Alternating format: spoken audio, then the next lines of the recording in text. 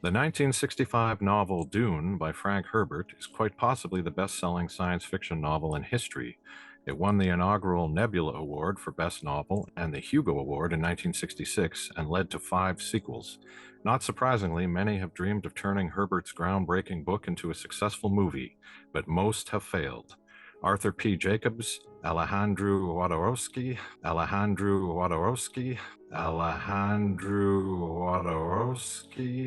and Ridley Scott all unsuccessfully tried to bring their visions to the screen. David Lynch finally got one done, but it failed at the box office, and Lynch has largely disowned it. In 2021, Canadian director Denis Villeneuve released part one of an epic 5.5 hour version of the book, and it was a hit.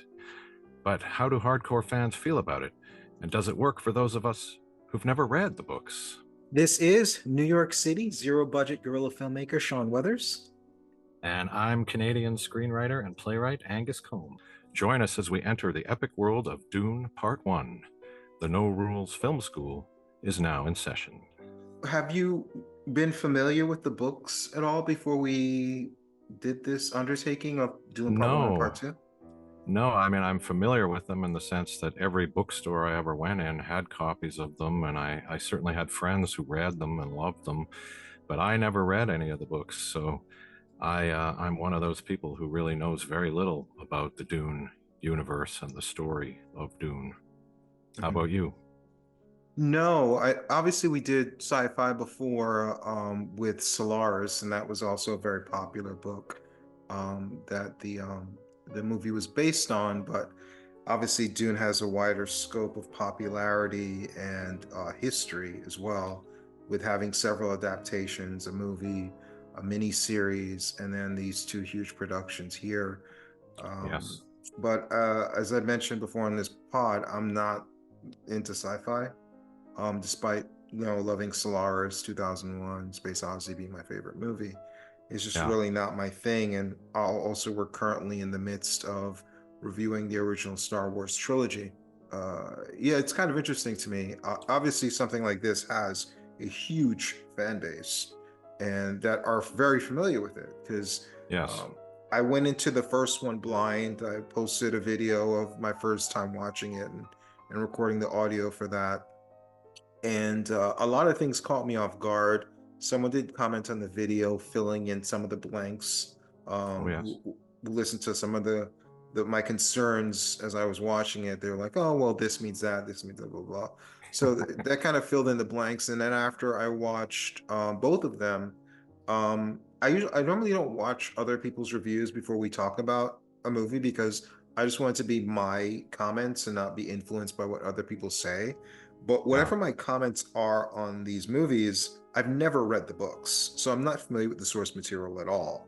No. So whatever my opinion is on the film, it's not a clear opinion because this is not just an adaptation, it's a faithful adaptation. So even if I come away from the film thinking, well, X, Y, and Z, opinions aren't wrong, but they can be wrong if there's a definitive answer to these opinions. Yeah. And I didn't want to come on here like spouting my opinions when my opinions can literally be wrong because there are clear answers. This is not up for interpretation.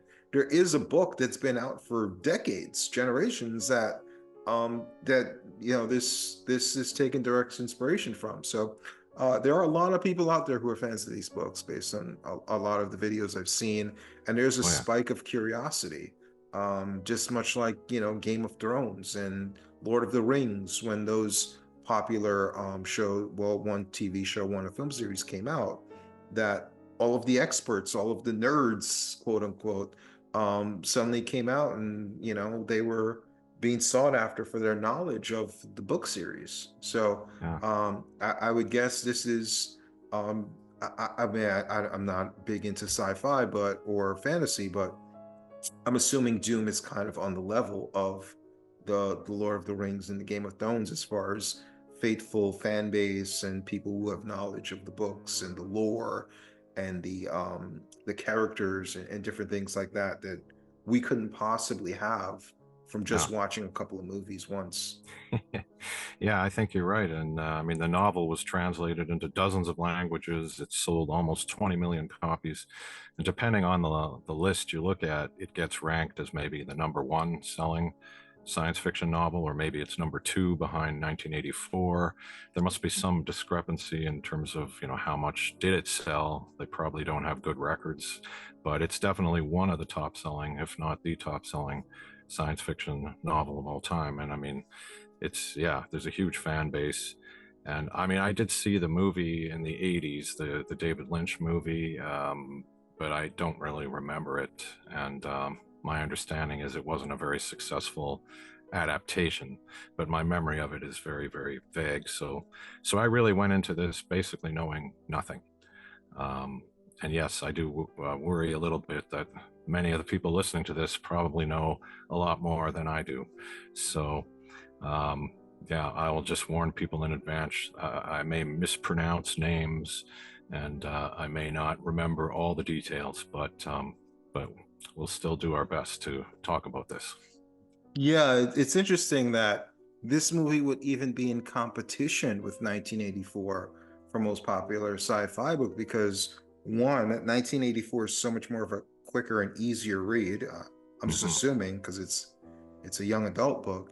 And also, it was pushed in schools, at least in the US. It's one of those books that's like mandatory reading as a student, maybe not now, but certainly when I was a kid.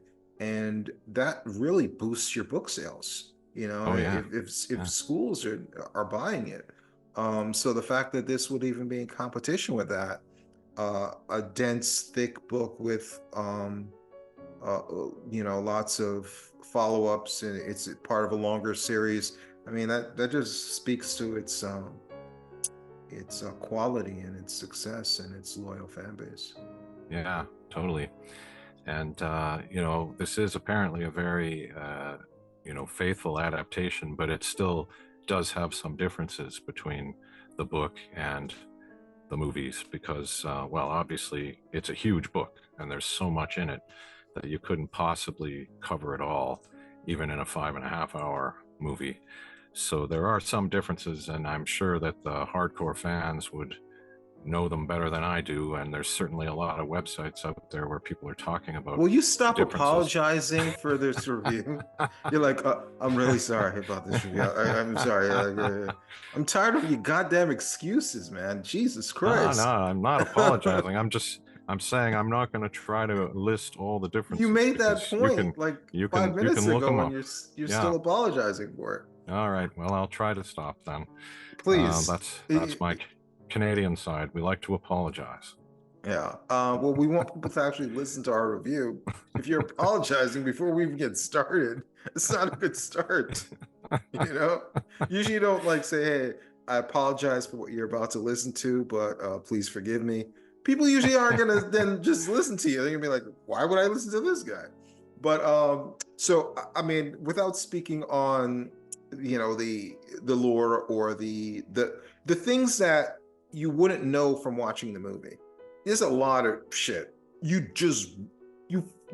can't physically know mentally. Yeah. You can't know 90% of this stuff that I saw people talking about this movie with, because they're not talking about the fucking movie. All these people that have these videos that are getting hundreds of thousands of views, even like a few over 1 million views, claiming they're talking about the movie, they wouldn't know 99% of what they're talking about if they didn't know the books. Because as good as this movie is, which I think both of these movies are very good, that's the only reason we're doing both of them, is that they're very good movies, is you wouldn't know 90% of what anyone's talking about if you didn't have knowledge going into the movie of what's going on. Because the movie does do a good job. One of the jobs it does not do a good job of is, I could have probably phrased that better than saying job so many times, but one of the things it did not do a good, what's another source word for job? It didn't, oh boy, it didn't. One of the tasks it did not complete was there you go. was character development. Yeah. I mean, you really don't really know these characters. They're very one-dimensional. And again, it's kind of hard to critique the characters when someone's going to just go, well, actually, like when this character did this, it means this because of thousands of years of that. It's like, no, like I only watched the movie, based on Yeah. only watching the movie. Um, the characters weren't really that fleshed out. And I think I told you I tried to watch Dune Part One or Dune a few months, not even maybe like a month ago, and I kind of gave up a few minutes into it because it really felt like another The Chosen One type trope, and I was like, I'm tired of seeing movies like that. And it had a very slow start, and you're seeing this emo kid, who's like so much angst and angry at the world and moping Yeah. around. It's like, dude, I'm not watching 2.5 hours. It's bullshit, you know? But Yeah. when talk of Dune 2 started buzzing and all the critics started who got the first early screens of it started talking about how great it was, I'm like, maybe we should give this thing a chance. And that's when I Yeah. recorded the first time viewing and then contacted you and say, let's put Empire Strikes Back on the background. Let's maybe just give these movies a chance. Um, Yeah. but it's kind of tough to get into because of that whole chosen one trope. I do think it handled it well, but that trope is there, and he Yeah. is kind of like a Mary Sue character where he does no wrong. Like Yeah. the first time he tries it, he succeeds. There is no, oh man, like I messed up, but you know, let me come back and regroup and I'll do it better the second time. No, he gets everything right the first time. He is the chosen one. But again, from uh, what I've seen based on research after watching it, the whole point of this chosen one trope is that it's a warning against the chosen one trope. And Yeah. without reading that, it does affect your viewing of the first one, but the second one does get that message home. Yeah. But after only watching the first one, that was a little bit annoying. Also, Zendaya, like her scenes were just kind of tedious. Like, how many Uh-huh. times can we see she's beautiful? But how many times are we going to see Zendaya looking over her shoulder? You're like with her hair blowing in the wind. I felt it was Uh-huh. like 10 minutes of just her looking over her shoulder with her hair blowing in the wind. Um, I thought the cinematography and the special effects, the all the technical stuff, the sound composition, all of that was just 10 out of 10. Shot Yeah. composition, the sound, the cinematography, the lighting, the special effects, all of that was great. My only knock on it is that after the battle, and it's just him and his mother wandering the desert, the visuals do get really bland. They Mm. don't do anything to make the desert not look just like a desert on Earth. It didn't look like another planet. It didn't feel dangerous. It just felt like two people walking through the desert.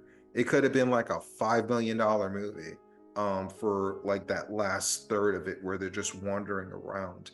They didn't really do anything to make you feel like, oh, this is such a treacherous area they're in, or this is dangerous.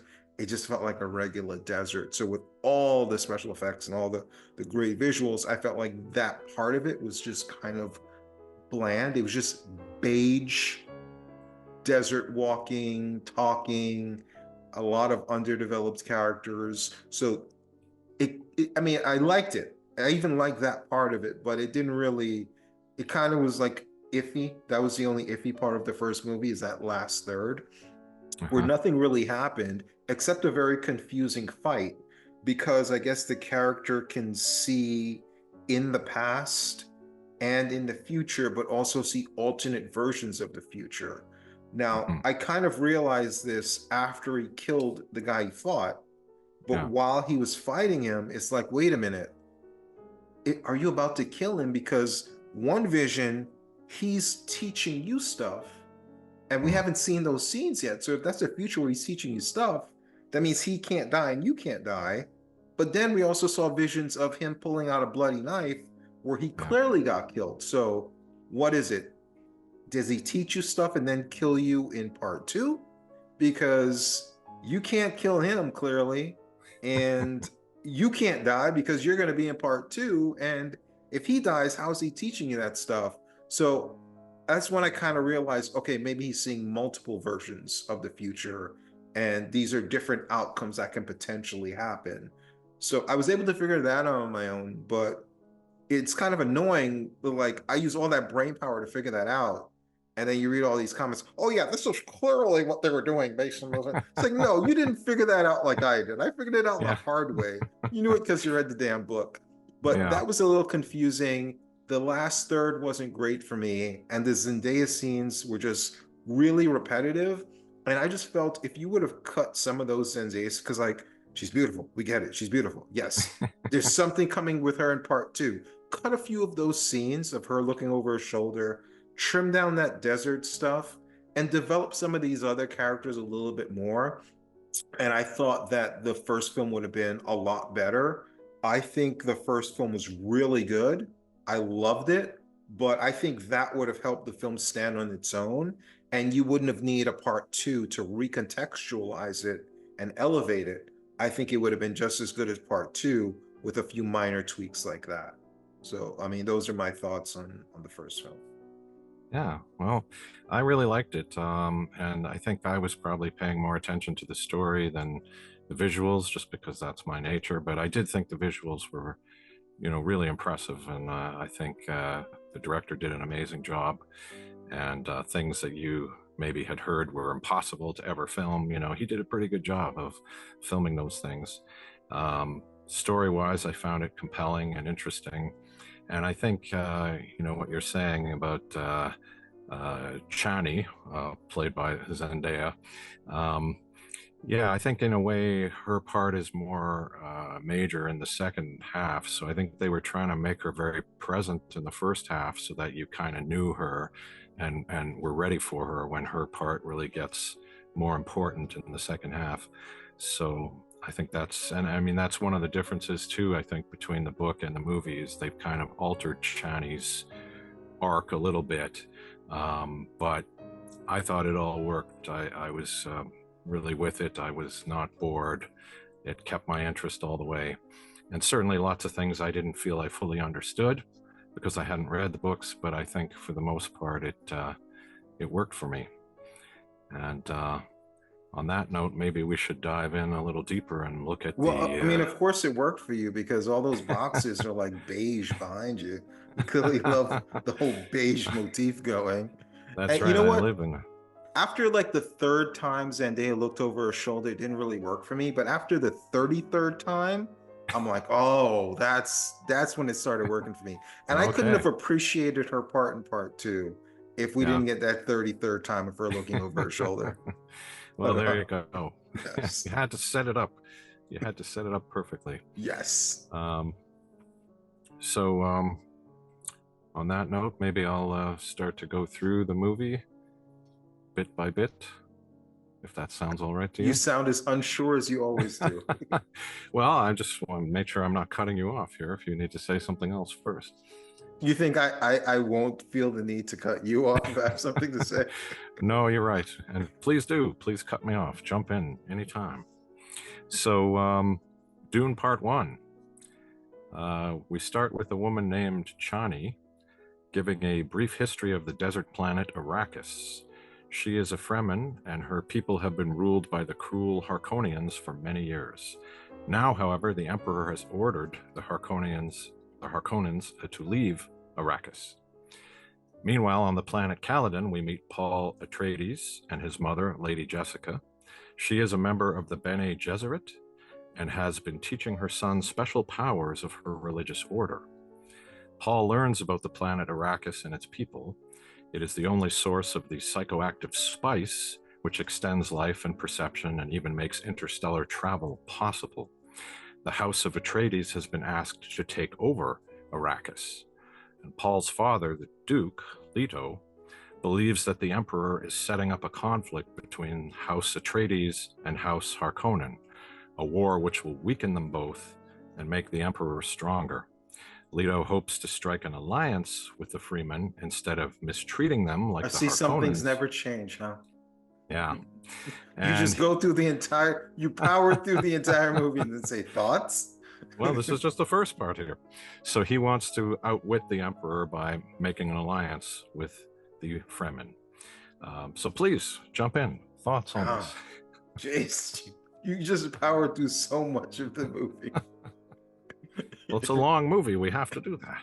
Yes, I hear you. I hear you. Yeah, so obviously, I mean, you don't need to be a book reader to know that spice is obviously the equivalent to like oil, an allegory for oil in this world. And it's also kind of like the MacGuffin. It basically Hmm. does everything you need it to do. You want to time travel? Yeah, get some spice. Yeah. You want to see the future, have powers, see the past, get some spice. It was basically, get spicy and you can basically do anything. The movie does, it seems very focused on Paul. It's developing Hmm. his character is very centric of him, and again, it's the very much you're the chosen one type thing going on. But the visuals, my God, for the first section of this movie that you've gone over are amazing. Yeah. The performances are great. A lot of solid actors in these parts as well. Hmm. So yeah, so far so good. Yeah. So we learn that Paul is a trained swordsman and he's quite good at it. And he also has strange dreams that involve Chani. And the Reverend Mother of the Bene Gesserit arrives on Caladan to test Paul. And Paul passes the test, but afterwards the Reverend Mother berates Jessica for producing a son for Duke Leto rather than the daughters that she'd been ordered to produce. And she accuses Jessica of thinking that her son might be the Kwisatz Haderach. Paul confronts his mother about this, and Jessica explains that the Bene Gesserit have spent hundreds of years engaged in selective breeding to produce a super being with the clairvoyance necessary to guide humanity to a better future. Any thoughts on that stuff? Yeah, I mean, they really go hard with the chosen one. Now, he's not Mm-hmm. just chosen to lead an army, he's chosen to lead all of humanity and Yeah, be the, like, Jesus, not even bigger than Jesus, because people have different religions, and this is just like, he is the one for it. Not yeah, just a religion, not just for a country, not just for yeah, a planet, but yeah, for all the planets and all humanity of all the world. So he doesn't yeah, get as more chosen as he is in this yeah. one. Um, and at this point, I was like, the mother seemed like she had to have been like a religious zealot. Mm, That opinion does change a little bit in the second one, but you kind of wonder like why is she even dealing with these people, yeah. and it does add a lot of intrigue. Okay, so there's strings being pulled behind the scenes. Hmm. My curiosity has been struck. Yeah, and I think that there is certainly a hint here that it's not just a case of he's the chosen one, but that maybe his mother is trying to make him be the chosen one. She's trying to cheat a little bit and kind of make this happen, which could also be a comment on that whole idea of anyone being chosen, and that it is more orchestrated in a way. Yeah, I But guess I'm going by the fact that he's the lead character more so than the yes, story. But yeah, you're yeah, right. In terms of the story, yes, she's maybe manipulating it more than yeah, he is definitively the chosen one at this point. yeah, yeah. So the Atreides arrive on Arrakis, and the locals seem to see Paul as a prophesized Messiah on Arrakis, and this is thanks to the seeds that have been planted by the Bene Gesserit. Duncan Idaho, one of Duke Leto's right-hand men, returns from several weeks of living with the Fremen, and he reports that they are unparalleled fighters and that there are many, many more than the Harkonnens thought. One of their leaders, Stilgar, comes to meet with Leto, and it is a positive, if awkward, first encounter. And Leto discovers that the Harkonnens have mainly left bad equipment behind. And in fact, when Leto, Paul, and others fly out to observe a spice mining operation, a giant sandworm approaches and equipment fails, and they must rescue the miners. And Paul is actually hit with a massive dose of spice and has a series of visions, including one of himself with Chani. He's rescued just in time as the worm swallows the sand crawler whole. Any thoughts about this? Yeah, Duncan, Idaho. I mean, I guess you're gonna have one of those characters with just a name that just sticks out. And Yeah. what more appropriate person to play him than Jason Momoa, you know? Um, yeah, but he adds a little bit more life to the film. You have a lot of people talking very monotone Yeah. to sound more ominous, and what I'm saying is important. I'm going to add gravitas to this by talking without emotion. And I kind of hate that, because nobody really talks monotone in real life. Yeah. But in Yeah. movies, like you do that to make things seem more important. So it's great to see someone like him add a little bit of personality. So his introduction was fun. Again, you kind of see seeds of, all right, there's a lot of manipulation going on behind the scenes. Mm-hmm. Something's going to lead to a head. When you have all these strings being pulled, either a string is going to pop or something's going to unfold and there's going to be some kind of betrayal. Because why plant all these seeds for no reason? So the buildup is, you feel there's a build to something that's going to happen soon. Totally. And in fact, it is Duke Leto's doctor who reveals himself to be the traitor, paralyzing the Duke and disabling the shields, allowing the Harkonnens to come in. And it's because the Harkonnens have his wife and will kill her unless he helps them. However, he replaces one of Duke Leto's teeth with a poison capsule so the Duke can use it to kill the Baron. So the Harkonnen forces, along with Imperial Sardaukar troops, attack and massacre everyone. And the Baron had promised the Bene Gesserit that he would not harm Paul and Jessica, but he sends them into the desert where he knows they will die. Paul and Jessica, however, use Bene Gesserit mind tricks to overpower and kill the Harkonnens, and the aircraft crash lands in the desert. Baron Harkonnen kills the doctor as thanks for his help, and Leto draws him closer by mumbling, then bites down on the fake tooth and expels the poison, killing everyone in the room. Or does he? Sadly, the Baron survives or is somehow brought back to life. Any thoughts on that? Yes, this is where you saw a lot of parallels to Star Wars. Mm-hmm. And even The Searchers in a way, or The Big Heat, where you have that moment where the character is tricked, or for whatever reason, they exit their home. Mm-hmm. And before they can go back, they look, you get that beautiful shot of them seeing their home destroyed, signifying there's no turning back. They have to go forward. Some kind of betrayal has happened. They have to figure out who, what, get their revenge, and nothing is going to be the same for the character. So that was well done. I've seen it before. Obviously, I've mentioned a few movies, but it was well done here. You also get more Star Wars references with the, and again, this came out before Star Wars, so credit where credit's due, where that Jedi mind trick comes from. Exactly. So it's like, use the Force, Paul. You know, so exactly. You do have all that stuff going on. So I mean, you felt something was happening, and this would be it.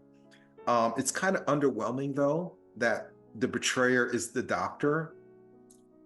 The doctor did it. You know, it's worse than the butler did it. You know, you kind of wish it was someone more part of the a bigger part of the puzzle piece than just like a doctor. And we don't even see the wife character. The wife's not a character. We do see the doctor a few times, so they did make him a character, but he didn't do anything of significance. He didn't have any real personality.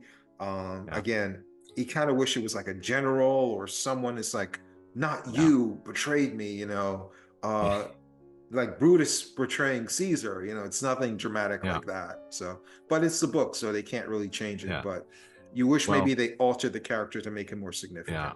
Well, I think actually they did change it a little bit, and I think that's one of the differences is that in the book we get to know the doctor a little more, and he's more integrated, and so it does mean more, I think, in the book than it does here. So that's one of the things that they kind of left out for time, I guess. So Yeah, I mean, dude, you have to have Zendaya turn around 33 times. yeah, Certain things exactly. had to be cut. Exactly. So Paul and Jessica, after a series of escapes and whatnot, wind up in the desert, and they actually come face to face with a sandworm who seems to look at Paul for a few seconds, and then a noise draws it away. And at this point, a group of Fremen, including Stilgar, come upon them. And Stilgar offers Paul, who is still young and can be trained, a chance to join them. But he says Jessica's too old to learn to fight. They have to kill her for her water. So Jessica and Paul again use their Bene Gesserit training to disarm the Freemen and hold Stilgar at knife point. Stilgar agrees to accept both of them, but another member of the Freemen, Jamis, objects and challenges Jessica to a duel. Paul agrees to stand in as his mother's champion. Chani gives him her Chris knife, a dagger made from a tooth of a sandworm, so he can die with honor. But his years of training pay off, and Paul actually defeats Jamis and repeatedly holds the knife to his throat and demands that he yield. But Stilgar informs him that Fremen duels are to the death. And Jessica says, well, Paul's never killed anyone before. But reluctantly, Paul does kill Jamis, and the Fremen are impressed. And so, despite Jessica's wishes, Paul joins the Freemen and is determined to fulfill his father's goal of allying with them to bring peace to Arrakis, which is essentially where we end this part one. Thoughts on this stuff? Yeah, you didn't touch base on a couple things that I thought was interesting in the movie. One is we didn't see Duncan Idaho's death scene. You didn't talk about that. True, And I skipped to it. he died in the most useless way possible, in that, like, I'm gonna go kill myself to buy you guys some time because I'm bad like that. I'm totally a dude. Yes. You know, and they do what all movies do in this situation is, instead of them taking advantage of his sacrifice, they just wait around until he's killed. Yeah. What was the point of him dying then? It's like, if he's buying you time and you're literally just standing there on the other side of the wall while he's fighting people off so you can escape, and you're just like, no, don't do this, and you're just waiting there, then he dies, then you run. What is the fucking point of his sacrifice? It's so stupid. No point. And interestingly enough, I think his character does live on in the books. So some people have wondered, is he actually dead or not? But it seemed like he was dead. Like, it seemed like they really killed him here. So that is a bit of a question mark, I think. Well, I mean, he comes back as a clone or resurrected or something like that, right. But his body is actually dead. Yeah. So, we also get Dave Bautista here. I don't know. I think his character's funny. The way he quickly gets so frustrated sometimes, and but I think that's more in the second one where he gets a little bit more development. We also see the poisoned what's his name, that gets poisoned but doesn't die. The fat guy, the flying fat guy. Yes, exactly. The fat guy. Skarsgård, I think, played Baron. Baron Vladimir Harkonnen. Yes. Baron Flatulous. But we see he's a bit like Jabba the Hutt in a way. Yeah, that's what I was gonna say. Like, that's more Star Wars power. No, I'm used to you stepping on my toes. That's right. But yeah, we get more Star Wars references with that, and that, like, he's there and kind of like pulling the strings and kind of there behind the manipulation of what's going on. And we see that he survived, and he looks more grotesque, looking more Jabba the Hutt-esque in that as well. And I think initially I already gave my thoughts on the fighting and how the whole movie ends, and kind of went there in the desert. So I already gave my thoughts on that. Again, it's a little confusing the way it plays out, but once you have proper context, this is a movie that you can rewatch. And I haven't seen a movie like this, or a newer movie, that made me think this is a masterpiece, and the more I watch it, the more I'll appreciate it. It's been a while. I'm sure if I think about it, there'll be other films, but initially it kind of brought to mind the year that I think No Country for Old Men and There Will Be Blood came out that same year. And Oh I was yeah. like, wow, these are two epic masterpieces that I know years from now I'm going to be still watching it and thinking about it and talking about it. And this Yeah. kind of like was the first time in a long time that I saw a movie that brought those thoughts to my mind.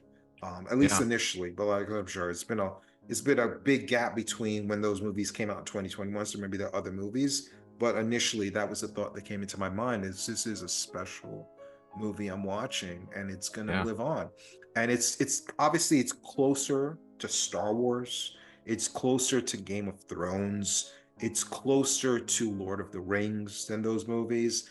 But again, I'm not really. Those movies are kind of made for kids, and this is Yeah. more like an adult Star Wars in a way. Yeah.